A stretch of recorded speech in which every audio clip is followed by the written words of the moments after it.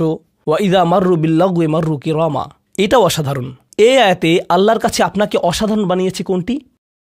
আপনি একটা আসরে রয়েছেন, বন্ধুরা সবাই ঘুরে বেড়াচ্ছে, অথবা আপনি হয়তো কোনো হোয়াটসঅ্যাপ গ্রুপে আছেন।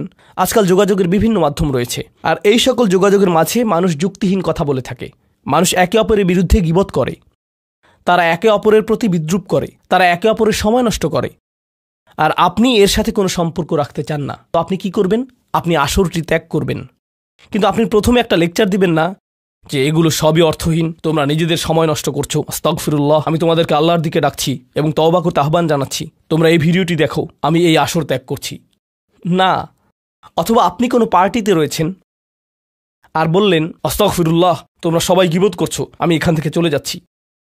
ওয়া ইযা মাররু বিল্লাগwi মাররু কিরামা। যখন তারা এই ধরনের আসরের পাশ দিয়ে যায়, যখন তারা এই ধরনের পরিস্থিতির সম্মুখীন হয়, তারা সেখান থেকে বেরিয়ে আসে সম্মানজনক উপায়ে, মাররু কিরামা। অন্য কথায়, তারা তাদের নিজস্ব মর্যাদা রক্ষা করে।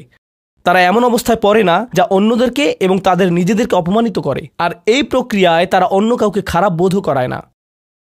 তারা সম্মানজনক অজুহাত তৈরি করে এবং নিজেদেরকে সেই পরিস্থিতি থেকে বের করে আনে। ওয়া ইযা মাররু বিল্লাগwi মাররু কিরামা।